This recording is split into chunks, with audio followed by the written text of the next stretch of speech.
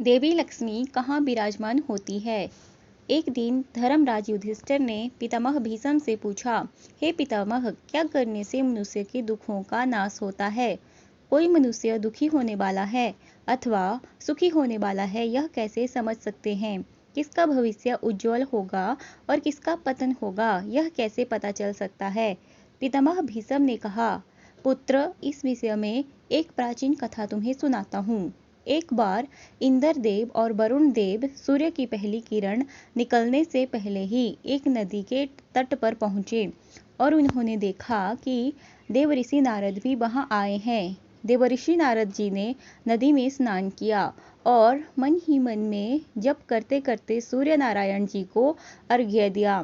देवराज इंद्र ने भी ऐसा ही किया। इतने में सूर्य नारायण की कोमल किरणें उभरने लगी और एक कमल पर प्रकाश छा गया। इंद्र और नारद जी ने उस प्रकाश पुंज की ओर गौर से देखा तो उसमें माँ लक्ष्मी जी प्रकट हुई थी। दोनों ने माँ लक्ष्मी को अभिवादन किया। देवी लक्ष्मी से पूछा, माँ, समुद्र मंथन के बाद आप प्रकट हुई थी, लोग आपको पूजते हैं। हे मातेश्वरी, आप ही बताइए कि आप किस पर प्रसन्न होती हैं, किसके घर में आप स्थिर होती हैं और किसके घर से आप विदा हो जाती हैं। आपकी संपदा किसे मोहित करके संसार में भटकाती है और किसे असली संपदा भगवान नारायण से मिलाती है। देवी लक्ष्मी जी ने कहा, देवऋषि नारद और देवेंद्र, आप दोनों ने लोगों की भलाई के लिए, मानव समाज के हित के लिए प्रश्न किया है। इसीलिए सुनो।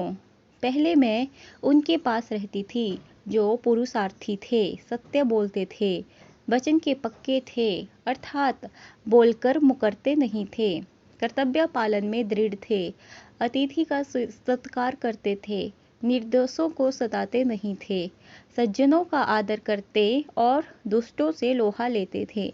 जब से उनके सद्गुण दुर्गुणों में बदलने लगे, तब से मैं आपके पास देवलोक में आने लगी। समझदार लोग उद्योग में मुझे प्राप्त करते हैं, निर्धनों को धन दान कर मेरा अर्थात लक्ष्मी का विस्तार करते हैं, संयम से मुझे स्थिर बनाते हैं और अच्छे काम के लिए मेरा उपयोग कर ईश्वर प्राप्ति के लिए प्रयत्न करते हैं। जो सूर्योदय से पहले स्नान करते हैं, सत्य बोलते हैं, वचन में दृढ़ रहते हैं, कर्तव्य पालन करते हैं, बिना कारण किसी को दंड नहीं देते, जहाँ उद्योग, साहस, धैर्य और बुद्धि का विकास होता है और ईश्वर की प्राप्ति के लिए प्रयास करते हैं, वहाँ मैं निवास करती हूँ।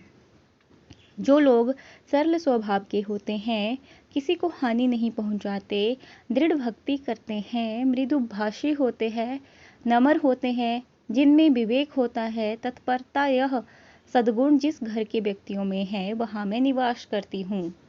जो सुबह झाड़ू बुहारी करके घर को स्वच्छ रखते हैं, ईश्वर को अच्छा लगे ऐसा आचरण करते हैं तथा जिनकी प्रत्येक कृति से अन्यों को आनंद मिलता हो, ऐसे लोगों के घर ही लक्ष्मी देवी को रहना अच्छा लगता है। जो लक्ष्मी का स्थिर रखना चाहते हैं, उन्हें रात्रि को घर में झाड़ू बहारी नहीं करनी चाहिए। हे देवेंद्र, जिनमें अहंकार नहीं है, उन पर मैं सदा प्रसन्न रहती हूँ। उनके जीवन में भाग्य लक्ष्मी के रूप में विराजती हूँ।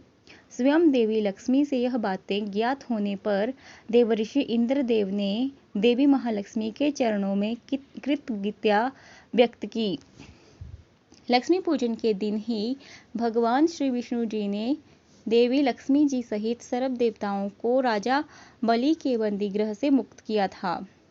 आज पूजन के समय एक चौकी पर अक्षतों का स्वास्तिक बनाते हैं, उस पर लक्ष्मी जी एवं कुबेर की प्रतिमा रखते हैं। लक्ष्मी जी को धनिया, गुड़, खील, बतासे का भोग लगाते हैं। धनिया धनवाचक है तथा खील समृद्धि का प्रतीक है।